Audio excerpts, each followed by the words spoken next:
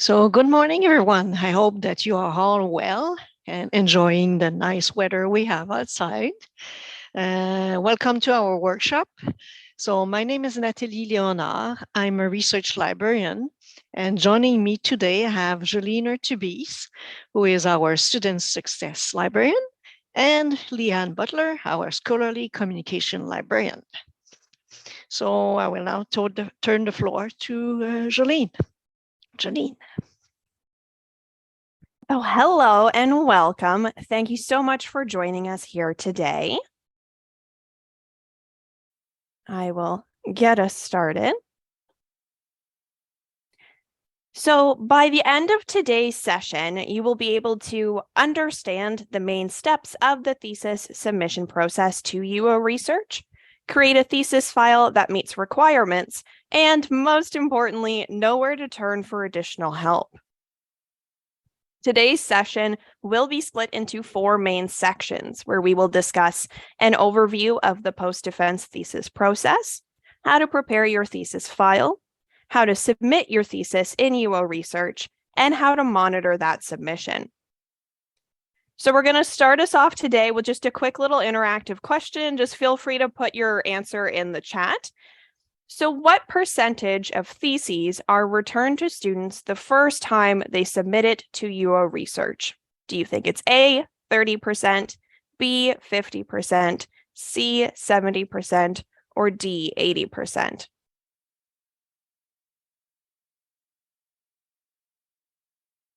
So it may or may not surprise you, but it's actually D. 80% of students who have their theses returned, and they must make changes to their file before they're able to submit it and get it approved. Okay, so we're going to get started with just a quick overview of that post-defense thesis process. And this is just to give you a better idea of what to expect as you enter into this process. Thesis submission doesn't start until you have successfully defended your thesis. So congratulations on your successful thesis defense. After successfully defending, you will have 30 days to submit your thesis. The library will then review the submission to ensure that it meets all the requirements. If you are one of those 80% of students, you will receive an email from UO Research that details all of the necessary corrections. You'll then make those corrections and then replace the submission file with the updated version. This may occur more than once depending on your specific circumstance. And then once you've met all requirements, you'll have a successful submission and you will receive a permanent link to your thesis. Our hopes today is to make this process even simpler and easier for you. After today's session, you will have a better understanding of the thesis submission requirements and will be able to ensure you meet them prior to submission. So hopefully after today, your process will look something like this. You'll still have to submit your thesis within 30 days of your defense, and the library will review your submission to ensure all requirements are met.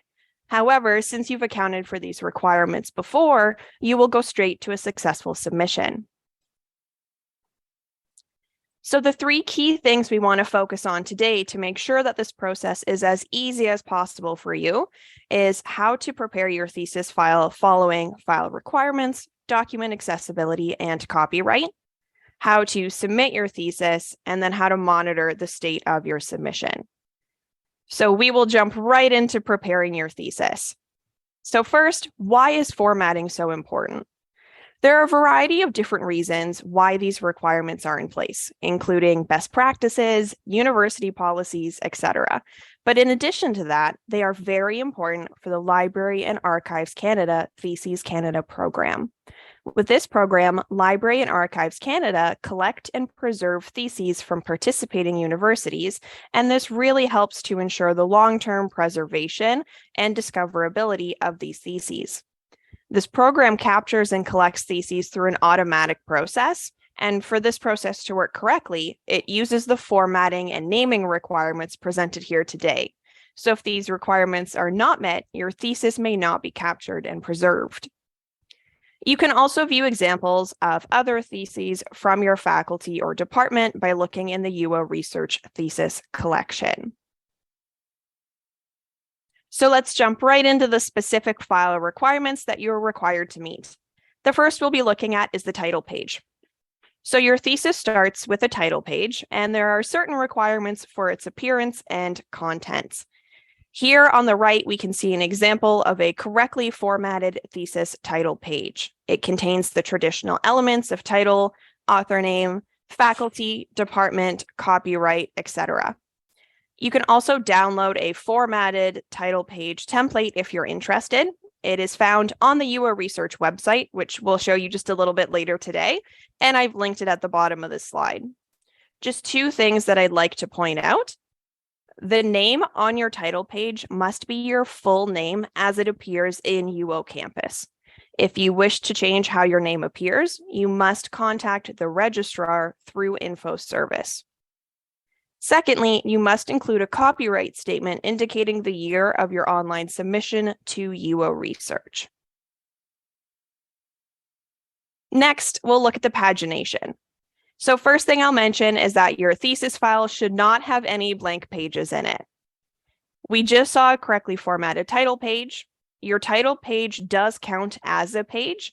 However, as you may have noticed, there is no page number listed on that title page. Your page numbers will begin on the second page of your document, so the abstract, with a Roman numeral 2. You will continue on each of the following pages, so the acknowledgements, the table of contents, etc., with consecutive Roman numerals. Once you reach the first page of your first chapter, you'll switch to Arabic numbers. The first page of your first chapter will appear as 1, and you will continue on each of the following pages with consecutive Arabic numbers. Lastly, make sure that you update your label of contents to accurately reflect both the Roman numerals and the Arabic numbers. Next is the file format. When you submit your thesis, it should be submitted as a single PDF document. We highly recommend that you convert and submit your document in the PDF-A format, if at all possible, as this will help with long-term preservation and accessibility. You can include supplementary files during the file upload stage of the submission process. So these would include any additional files that help to support your thesis, for example, multimedia or data sets, and these can be uploaded in other file formats. Next is the file name itself. So there is a specific file naming convention that must be followed for your PDF file. It should appear as last name _ first name _ year _ thesis.pdf. Again, your thesis file name must include your full name as it appears in UO Campus. And so if you wish to change how it appears, you must contact the registrar through Info Service. There are certain characters that cannot be included in your file name. So you cannot include any diacritics, punctuations, apostrophes, or symbols other than that underscore. If your name includes any of these characters, you must remove them from the file name. They can be included in your name on the title page, but they cannot be present in the file name itself. Lastly, the year should be the year of your online submission to UO Research. And so in this example, we have Hatheril _ Jeanette _ Anne _ 2021 _ thesis.pdf. And then the last thing I'll mention quickly today is related to the presence of personal information. Once your thesis submission is accepted, it will be freely available online through UO Research and through the Library and Archives Canada program. And as a result, we want to make sure that you're not sharing personal information with the public. To protect your privacy and the privacy of others, do not include any personal information in your thesis file. So please remove any signatures. There may be signatures in some forms and appendices, etc., and so these should be removed. Any student numbers, any personal phone numbers, any personal email addresses, and this includes your student email address at UOttawa or those of fellow students, and personal mailing addresses. This does not apply to the business or professional contact information of professors, etc., only to the personal information. And so that is it for me today. And now I'm happy to pass it over to Natalie, who will provide further guidance on accessibility and copyright. So allow me for the next few minutes to talk about accessibility and to show you how easy you can make your Word document an accessible one. So why should we make documents accessible? I'm sure that you have noticed, like me, that more and more documents are available online. It is more and more important then to make them accessible to as many people as possible. For me, accessibility means that all people can perceive, understand, navigate, and interact with electronic information. For example, many people with visual impairments use screen readers that read aloud information displayed on the screen, such as text or image descriptions provided through alternative text. So an accessible Word document means that it is formatted so that assistive technologies can accurately translate the information to the user, so it's accessible and readable to everyone. So an accessible document means for me that it is an easier document to edit, to navigate, and can be used in different ways by the widest large range of users. Also, in 2005, the Accessibility for Ontarians with Disabilities Act 2005 came into force. It means that now it is the responsibility of the university community to make all content available on the university website, like your research, accessible. So it's the university community responsibility to make all the documents available in accessible formats. For all of these reasons, if you plan, format, and structure your document properly from the start, you will ensure that the file is not only accessible, but can also be converted into a variety of alternative formats like PDF, Braille, and it will retaining its accessible feature. How can you create an accessible Word document? So you must follow a few steps. Step number one, you need to create an accessible document. So it means you need to incorporate in your document some accessible features. There are so many that I will focus today on just a few of them, on the ones that we consider the best practices to follow. First, you should consider providing a clear heading structure.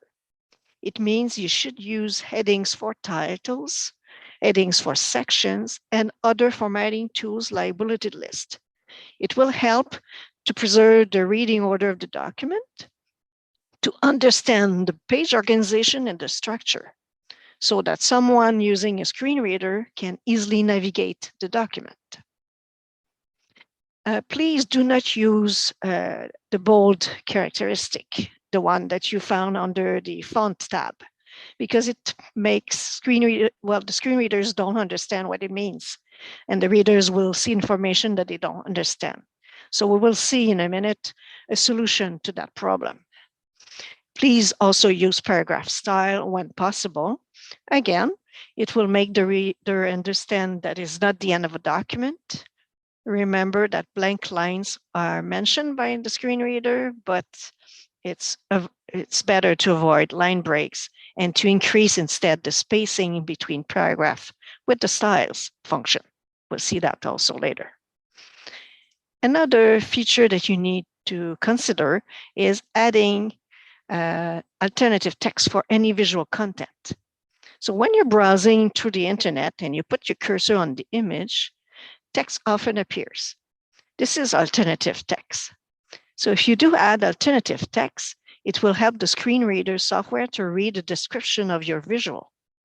It helps people who can't see the screen to understand what's important in the image and other visual. And it will also help to understand the nature of the information that will be provided after clicking on the link. Another feature, font and spacing. So please use simple, familiar, and legible fonts. It is recommended to use a minimum font size of 12 to avoid decorative fonts like Cambria use more fonts like Verdana, Times New Roman, Arial, and use adequate spacing to help to increase the text readability. So fonts should be large enough to be easy to read. Another feature is to use the colors appropriately to make sure that your document has sufficient contrast between the text and the background, so more people then can see and use the content. Think about colorblind users. It will help them to distinguish text and shapes. Another feature to consider is to use an accessibility checker. So it's like a spell checker. So running the accessibility checker will locate elements that might cause problems for people with disabilities, and then you can fix those problems. Another feature that you should consider, and it's not listed here, but I thought I should mention it, it is the use of meaningful hyperlinks.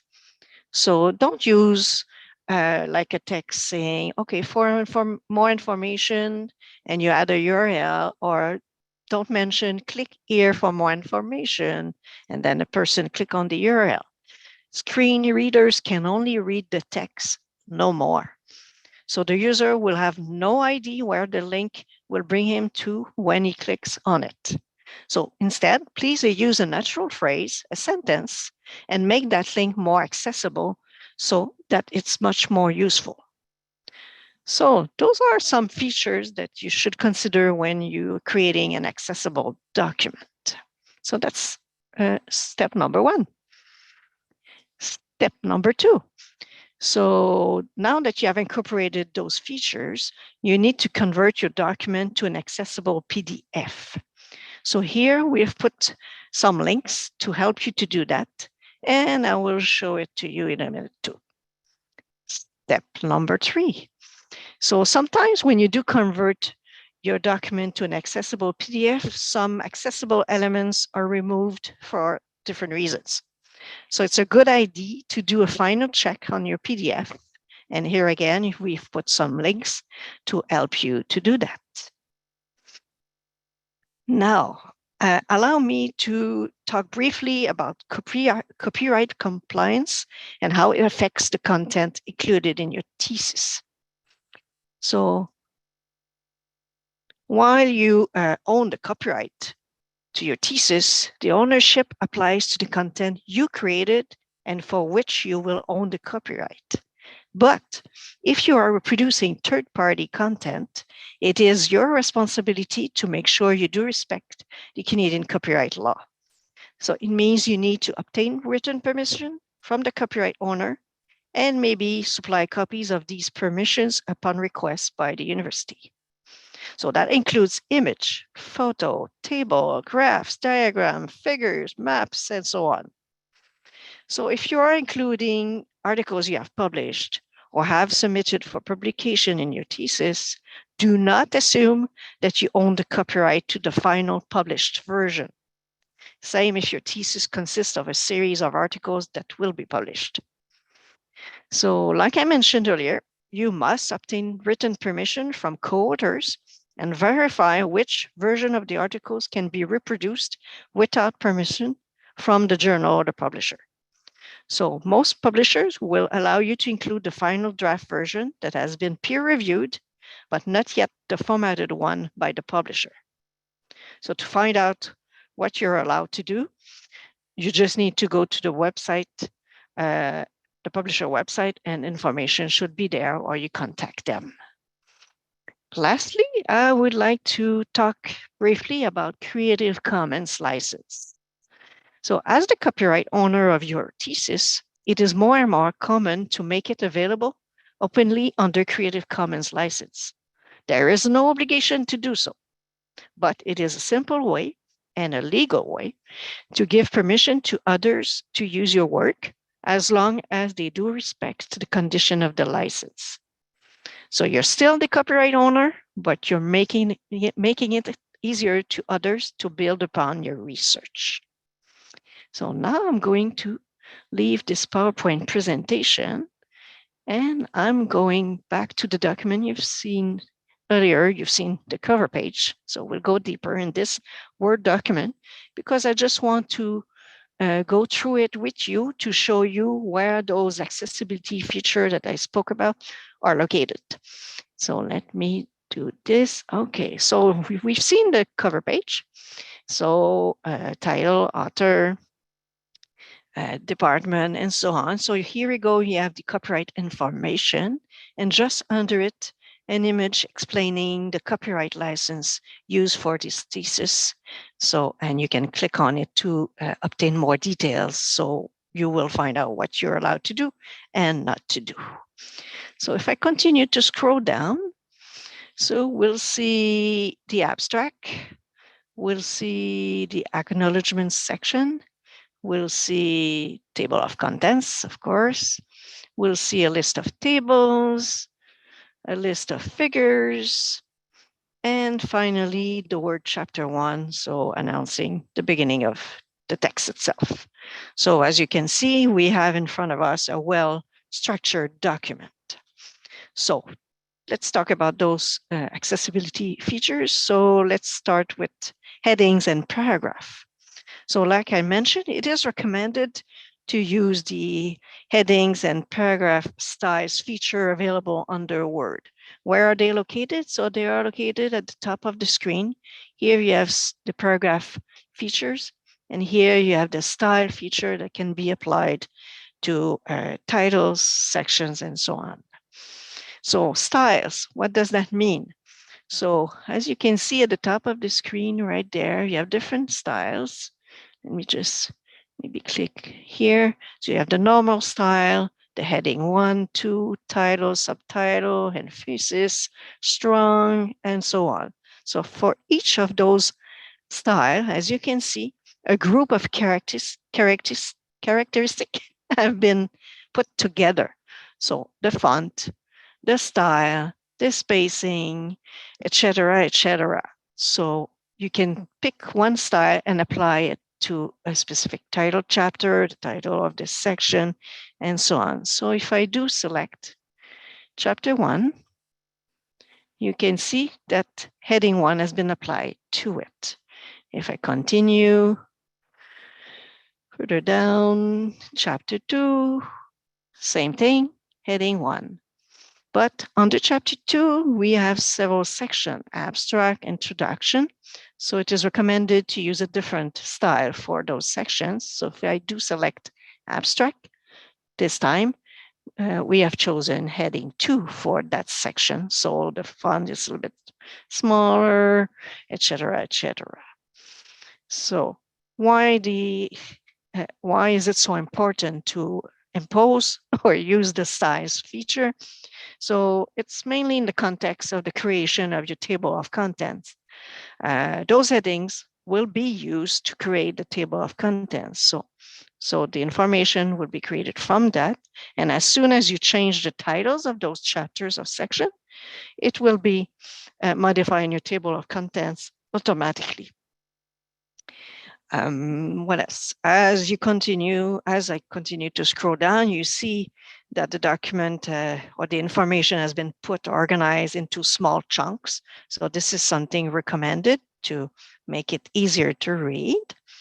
Paragraph style. So again, they are at the top of your screen in a ribbon that can be applied again to each paragraph. So the spacing between the paragraph, spacing between the lines, and so on. It is not recommended to press several times the enter key to create space because screen readers will understand there is white space. And maybe the reader will and maybe think that, oh, I'm missing some information here. So please do use the paragraph styles.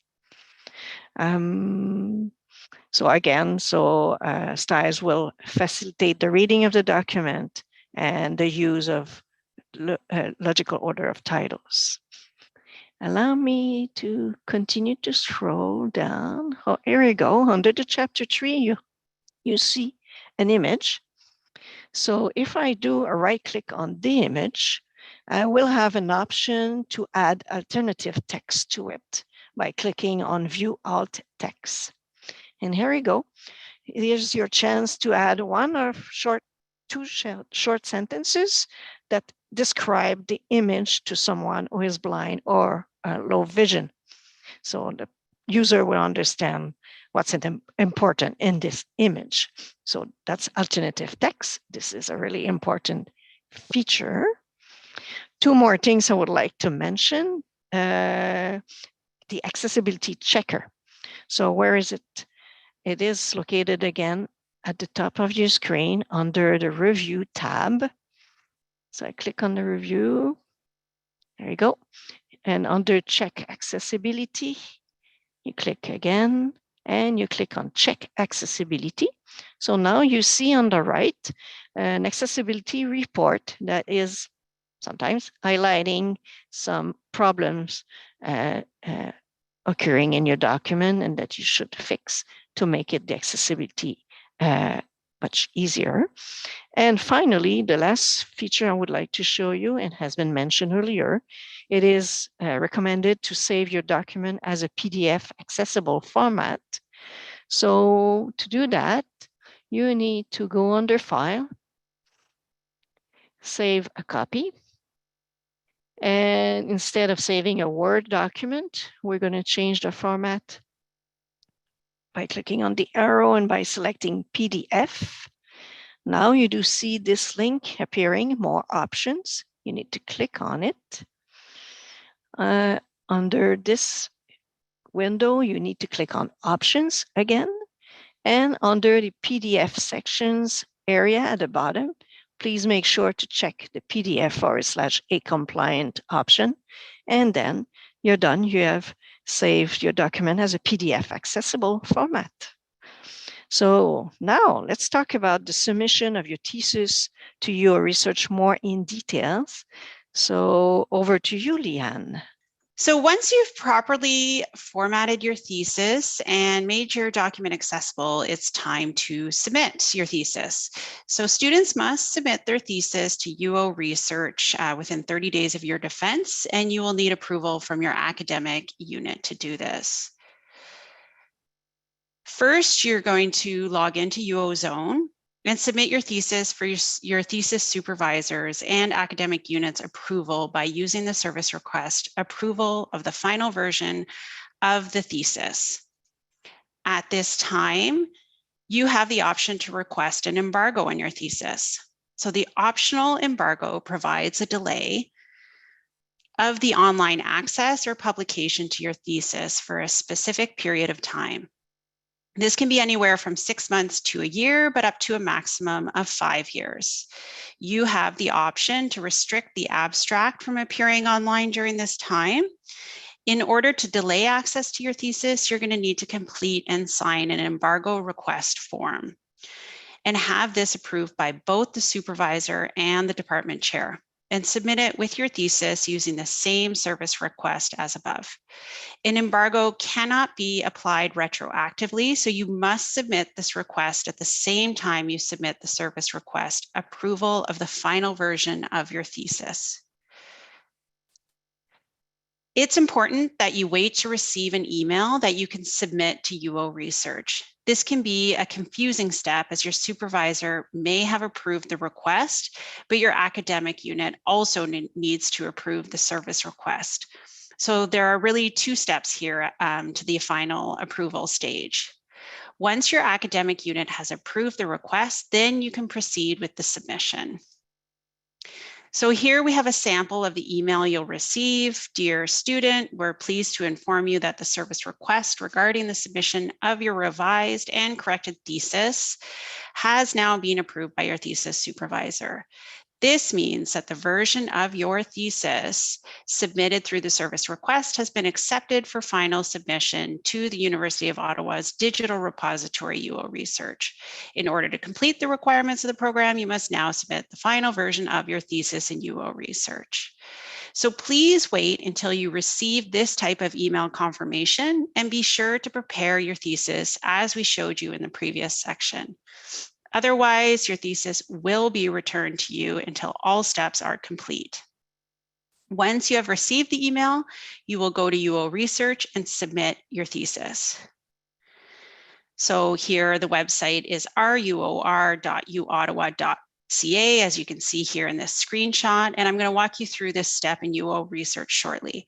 But you'll see a login section here with the option to submit your thesis. So we're going to head over to UO Research now. Just give me a minute to navigate here. Oh, hang on. Oh, I'm having some trouble here. Give me 1 second. Sorry about that.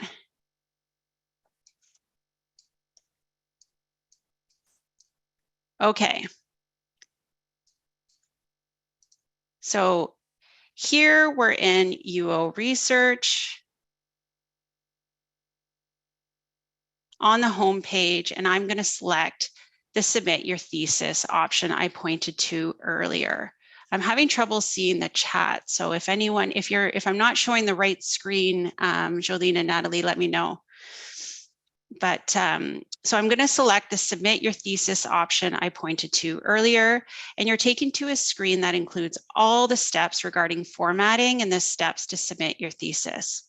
Once you've received that email confirmation that you're good to submit and you formatted it properly, then you're going to go to the login at the top right of the toolbar. So you're going to log in using your UO credentials. These are the same ones for all the UO systems. To start, so I'm just going to hit login. Oh, sorry, that's someone else's submission there that I have access to. So to start, you're going to select New Submission. And you will always select the option here, Thesis 2011 to present, which is actually the default collection since it's the most common one. So I'm going to select Start here. And then I'm going to begin to fill in the required information. So first, your family name, then your first name, the title of the thesis. I'm just going to put in test today. You'll enter the abstract.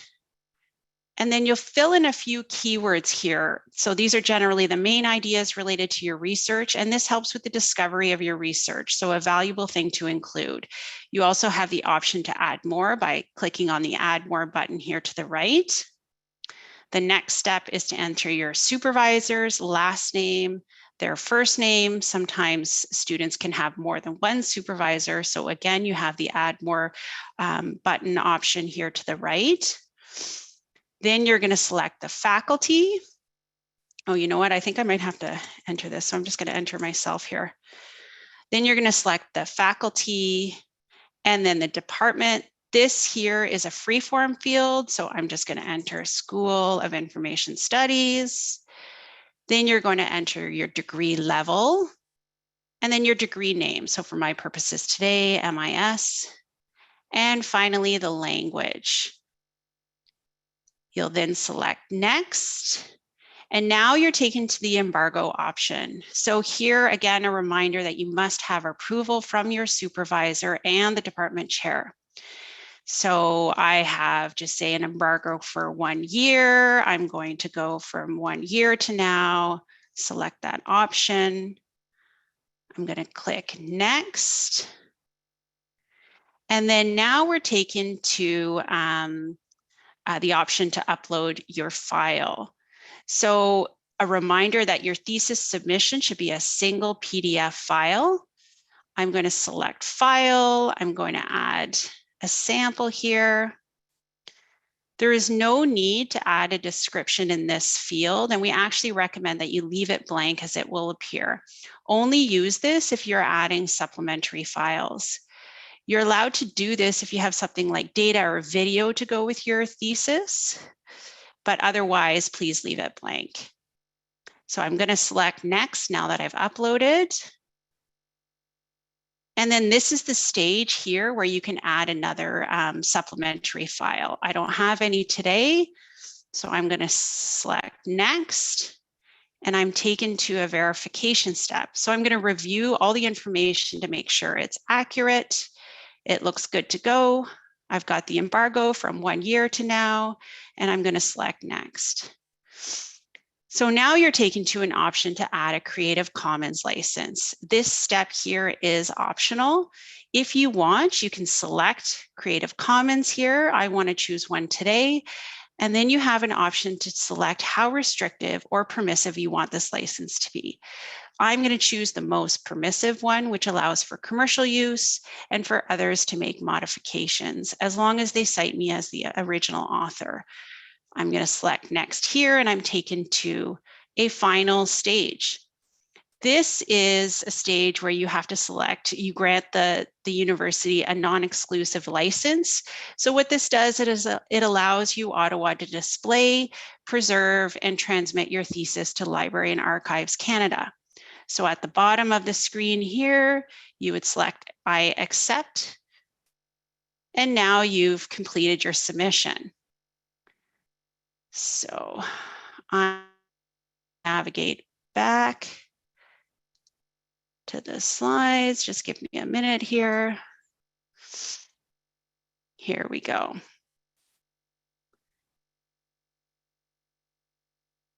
Your thesis, you want to monitor your submission. So if there are corrections to be made, we will contact you at your UOttawa email with details on the required corrections. You can make these corrections and then re-upload. If you do need to make corrections, you do not need to create a new submission. Rather, log into your workspace in UO Research, remove the previous file, and replace the file with the corrected version. Once you've submitted the file with the correct requirements, you'll receive an email from UO Research that it's been accepted, and you will receive a permanent URL. Then in 24 hours, you will receive a DOI that will be assigned to your thesis. And we want to end today by sharing some resources, some that we've discussed with you already today. This includes instructions for submitting your thesis, copyright information. We recommend you review this, especially if you're doing a thesis with a series of articles. The Office of Graduate and Postdoctoral Studies has a thesis handbook, and the Accessibility Hub has some great resources on how to make your document accessible, as well as some websites and videos. So thank you all for attending today. You will find a link